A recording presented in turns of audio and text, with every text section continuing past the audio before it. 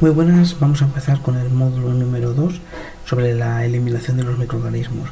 Aquí podéis ver un índice de lo que vamos a ver en este módulo, ¿vale?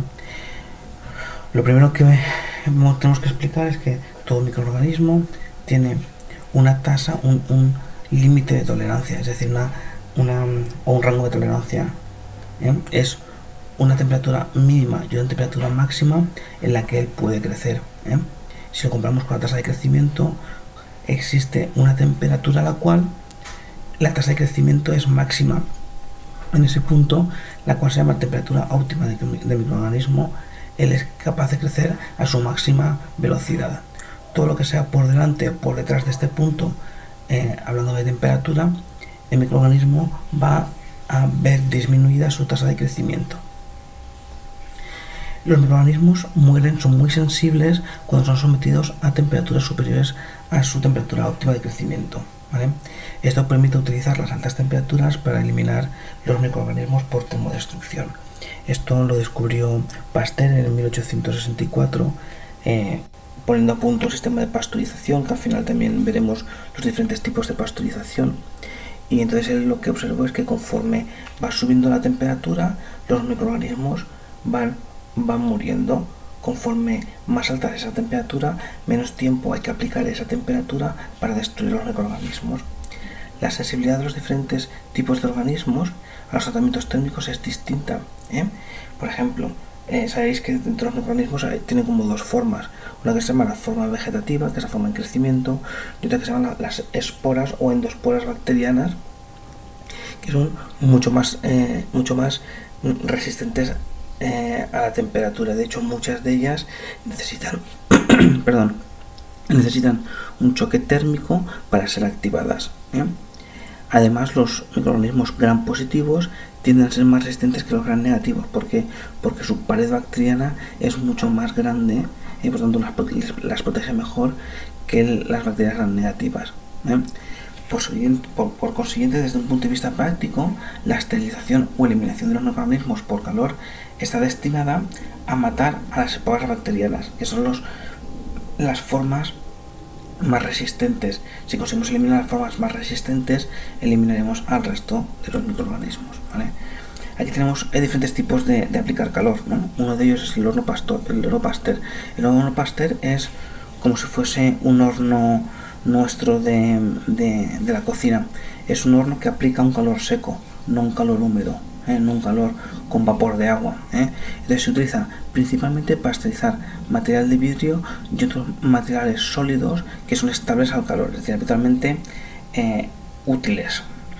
El aparato se denomina horno Pasteur y es como un horno de cocina. Para el material de vidrio se considera suficiente 2 horas a 160 grados. ¿Vale? La esterilización, por tanto, por calor seco, se va a utilizar para aquellos materiales que puedan tolerar altas temperaturas, ¿vale? Y va a ser siempre material para materiales de metal o de vidrio, ¿vale?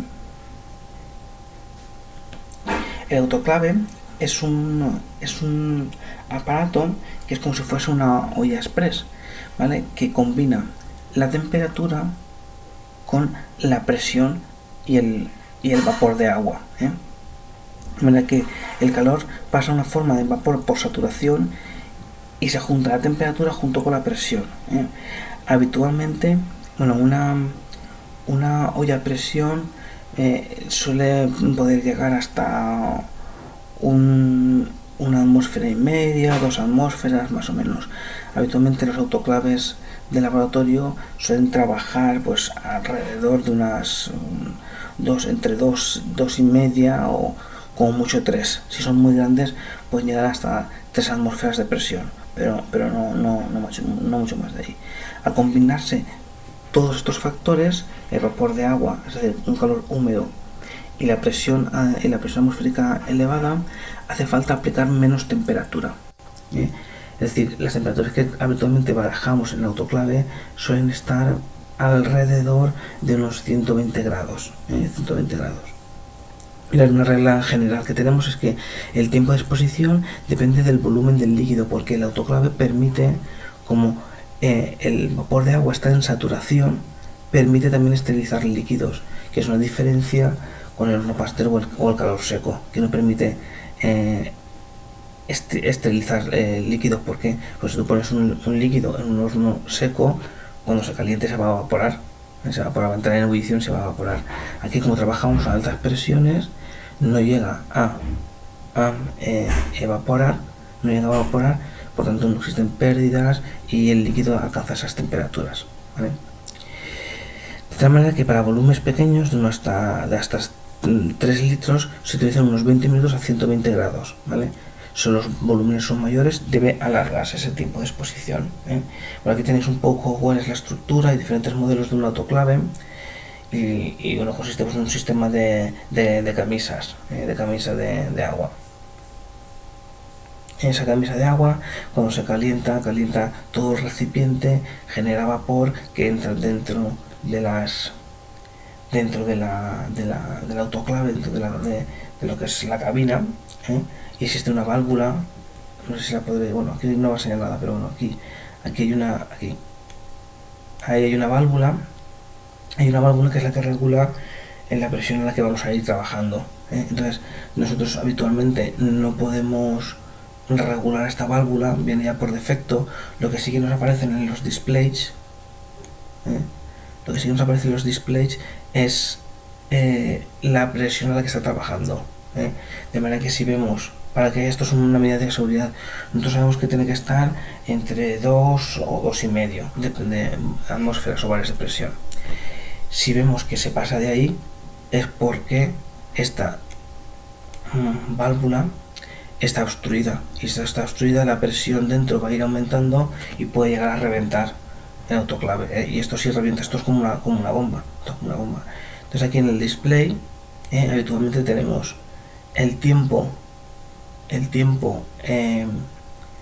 que lo queremos poner, la temperatura de elección, ¿vale? Y también el on-off, la temperatura. Lo que nosotros vamos a regular es la temperatura y el tiempo que queremos, ¿vale? Algunos también nos permiten regular la caída de la temperatura, pero bueno, los autoclaves modernos, que no es este caso, los autoclaves modernos ya vienen con una serie de programas. Miren, aquí no sé si lo podréis observar. En este de aquí veis que realmente solamente lo que tenemos es un display digital, no es analógico como este. Entonces viene ya con unos programas predefinidos y nosotros podemos controlarlos, y controlamos, vamos a controlar cuánto tiempo queremos que esté a la temperatura máxima. Después, las caídas de las temperaturas es un poco más difícil de controlar, pero algunos autoclaves también lo permiten. Bueno, si hacemos una gráfica en la que ponemos supervivencia o índice de supervivencia, a ver, ¿cómo puedo marcar yo con esto? A ver, no puedo yo con esto. A ver, no, tampoco. Bueno, da igual. Bueno, da igual, tampoco tiene más importancia. ¿Vale? Si ponemos supervivencia enfrentada con el tiempo, vemos que conforme aumentas el tiempo a esa alta temperatura, la caída de los microorganismos es mayor.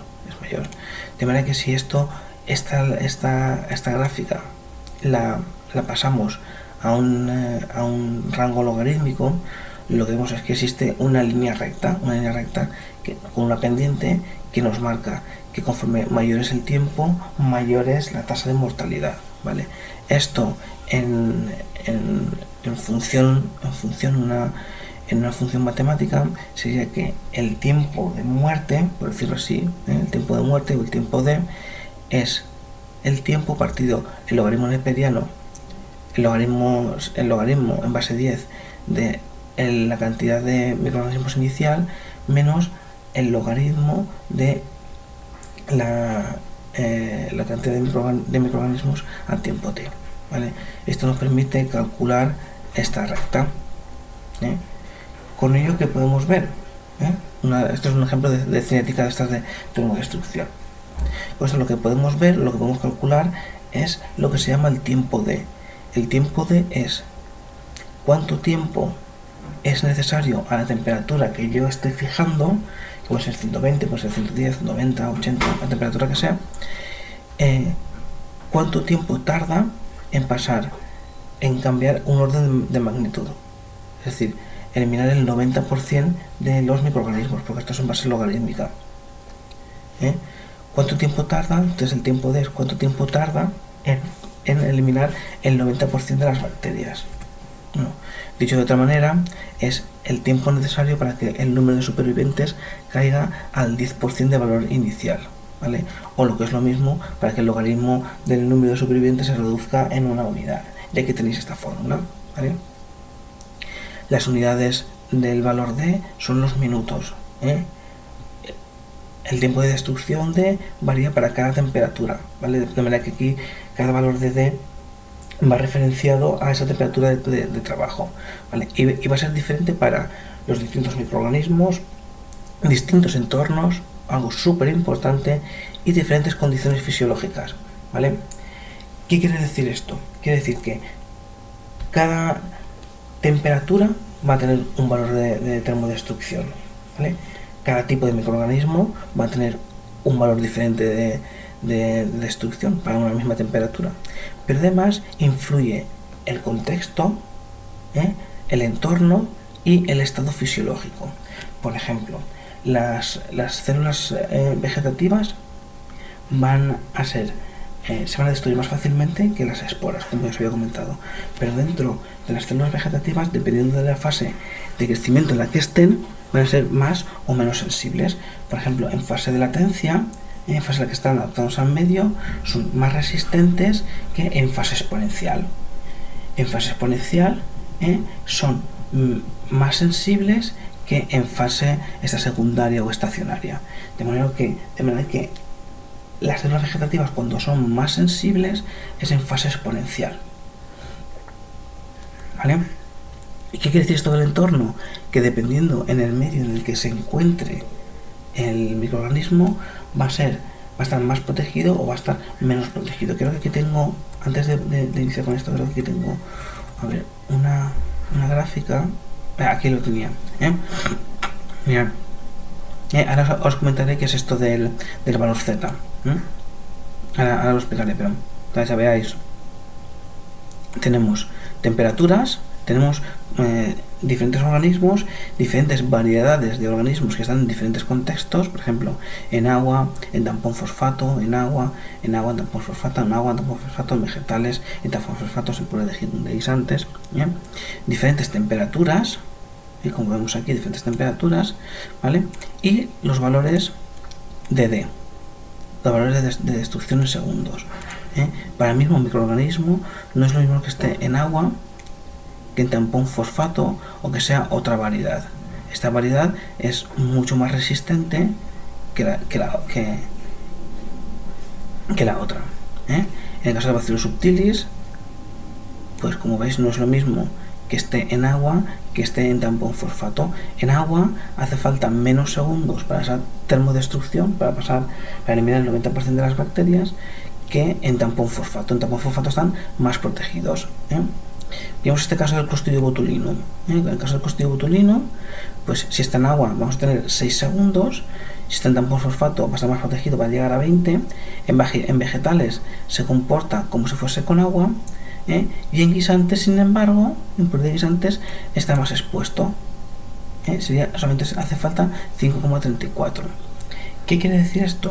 Que dependiendo del alimento en el que se encuentre y en el estado del alimento, va a tener un valor de D u otro, ¿vale? Y esto, por eso es algo que esta gráfica es algo muy individual de el microorganismo con el que estemos trabajando y del alimento con el que estemos trabajando. De hecho, los estudios que siempre se ven son estudios que hacen la propia industria, todas las industrias cuando ponen a punto sus tratamientos térmicos, lo que hacen es, a ver, yo que estoy trabajando con leche, ¿cuál es el contaminante habitual de la leche? Pues es la brucela, ¿no? Por decir algo, pues la brucela. O es este E. coli. Y pues voy a ir dando diferentes temperaturas y voy a ir viendo cómo se va comportando. ¿Por qué? Porque no va a ser lo mismo, no va a comportar el microorganismo igual en leche entera, en leche semidesnatada o en leche desnatada, que en horchata, que en zumo de naranja, que en zumo de naranja natural, que en zumo concentrado. No se va a comportar igual. Entonces, todas las industrias realizan estas gráficas en sus ensayos previos de puesta a punto de la maquinaria para determinar esos valores D.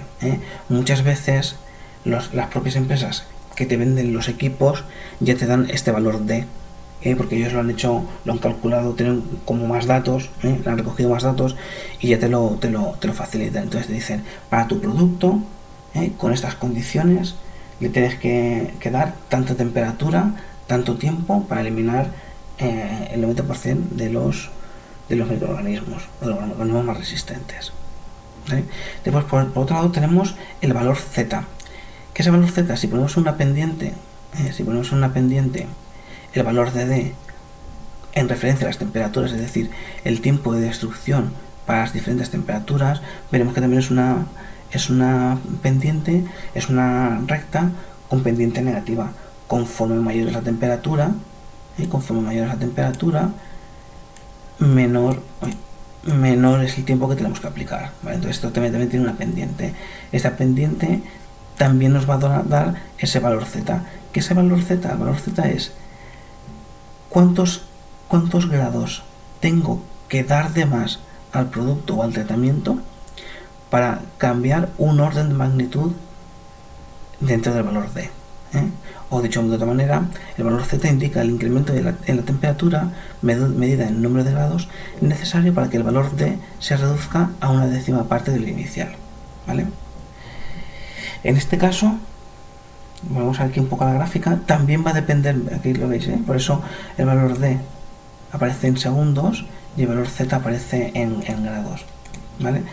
Entonces, aquí también va a depender mucho de el microorganismo y del medio en el que esté.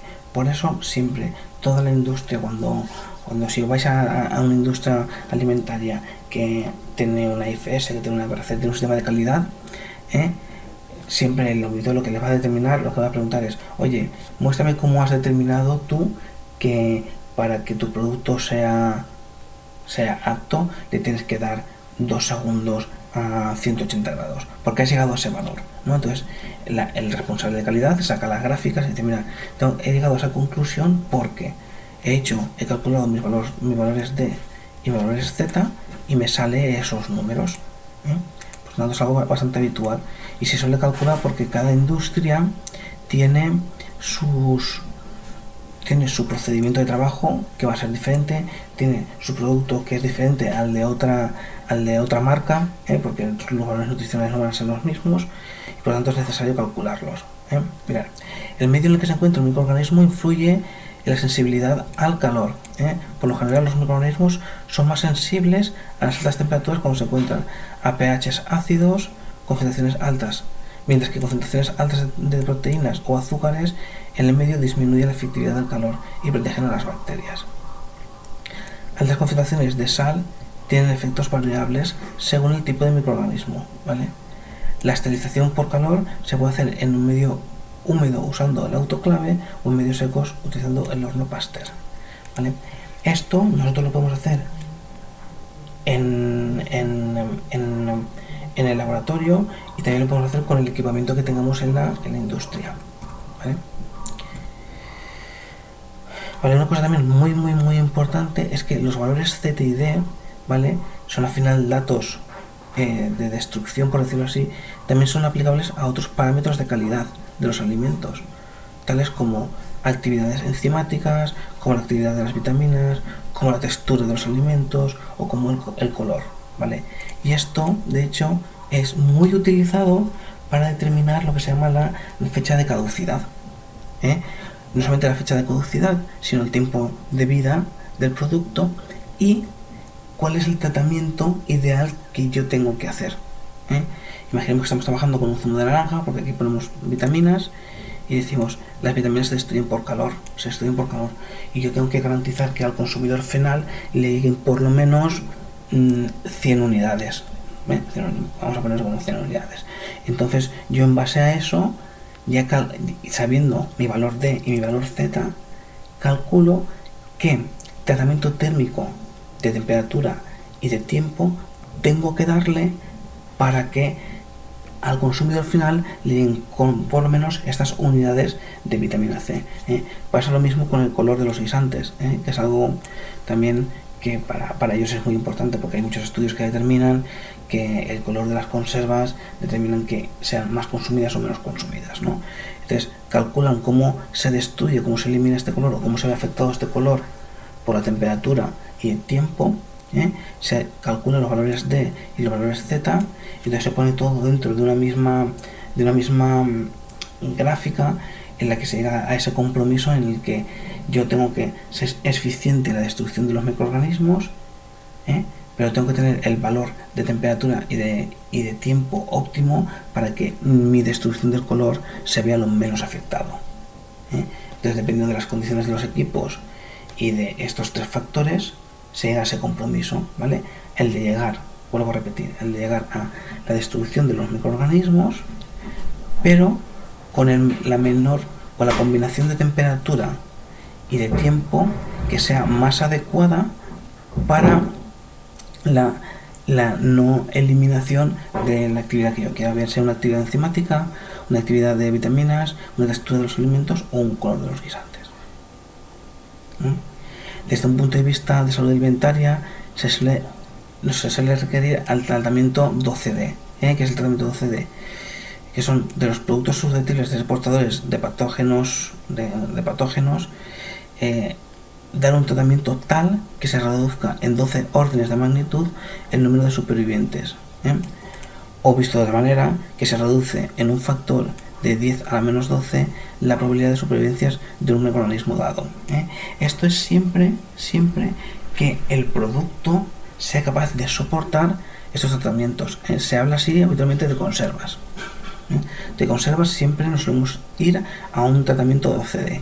Si no damos un tratamiento 12D, tenemos que explicar por qué no estamos dando un tratamiento 12D. ¿Vale?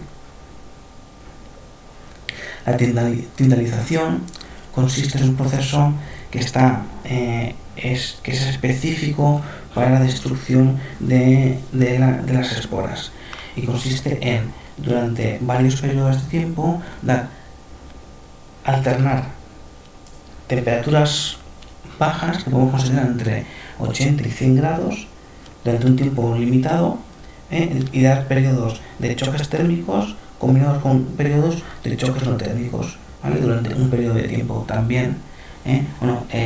Tyndall lo que dijo fue, en ese caso era para caldos de cultivo, en este caso era de 80 a 100 grados hasta una hora y durante 3 días, con periodos de incubación, con periodos de latencia, o de no choque térmico con periodos de choque térmico. Entonces, aquí igual, dependiendo de nuestro producto, dependiendo de contra lo que nosotros queremos hacer, se puede idealizar un proceso de tindalización. Algo muy habitual se suele hacer más con el caso de la pasteurización, porque cuando son tratamientos térmicos muy elevados, que estamos hablando de 180 a 160 grados, ahí también te cargas las esporas, pero cuando estamos hablando de pasteurizaciones leves, que están entre los 80 y los 90 grados, lo que se suele hacer es realizar 2 pasteurizaciones. Se realiza una primera pasteurización, entra el producto base, se produce una primera pasteurización, ¿vale? Se estandariza el producto, de manera que hay un periodo de no choque térmico. Entonces, en ese periodo, si hay alguna espora, se activa en el proceso previo de pasteurización, y el periodo ese de reposo, de latencia o de estabilización o de estandarización crecería, se activaría. se activaría y se volvería una célula vegetal. Entonces, cuando ya tenemos el producto estandarizado, volvemos a hacer otra pasteurización. Hacer esta segunda pasteurización, si hay algo que ha sobrevivido o alguna espora que se ha activado, muere en esta segunda pasteurización, ¿vale? Es decir, 2 pasteurizaciones con un periodo de latencia de no tratamiento es más efectivo que una pasteurización el doble de larga, por decirlo así. Y está diseñado para las esporas, ¿vale? Aquí me he ido. Vale. La pasteurización, que fue el método determinado por Pasteur, consiste en la eliminación de un orden de magnitud del 90% de las bacterias. A ver, espera un segundo, perdón. Vale, entonces aquí tenemos diferentes tipos de pasteurización. Tenemos la pasteurización leve, que se llama, que es a unos 62 grados durante unos 30 minutos, y después tenemos una pasteurización alta, que es por encima de 70, ¿vale? Esto es para el caso de la leche con el Bacterium tuberculosum. Habitualmente pasteurizaciones por debajo de entre 85 y 90 grados se consideran pasteurizaciones leves. Pasteurizaciones por encima de 90 grados se consideran pasteurizaciones altas. Y después ya el tratamiento OHT, que es el que se hace a una temperatura de entre 150 y 160 durante unos pocos segundos, ¿vale? De unos pocos segundos, ¿vale? Ya es un poco la clasificación de los diferentes tipos de tratamiento térmico. Las pasteurizaciones leves, por supuesto, van a ser mucho más largas en el tiempo.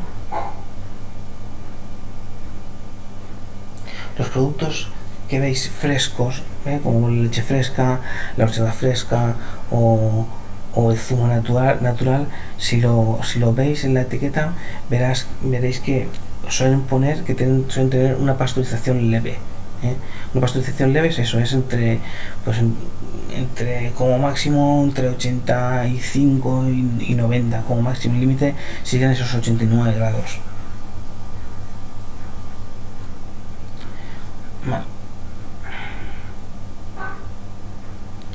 Vale, estos son 4 resúmenes, ¿vale?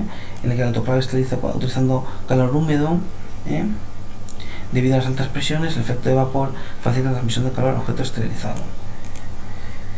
El procedimiento habitual es de 121 grados a 1,1 kilos de presión por centímetro cuadrado, y con este tratamiento 15 minutos es suficiente para eliminar las esporas gram negativas.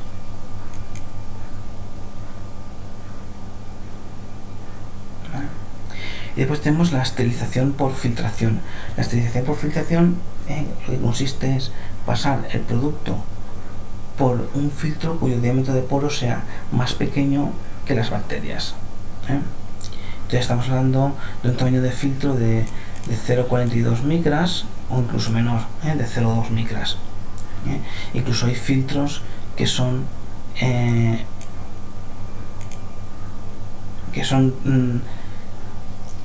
a ver, el problema de los filtros es que se suelen obturar. Presenta dos problemas: que se puedan romper, de manera que tenemos que volver a filtrar todo el producto, y que se puedan y que se obturen.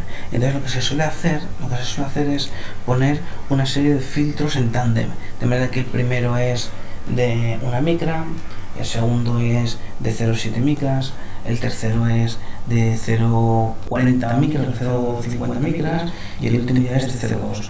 ¿Vale? De esta manera lo que permitimos es hacer una selección mayor de la capacidad de filtración, y evitamos que se puedan obturar y que se puedan romper los filtros, porque cuando esto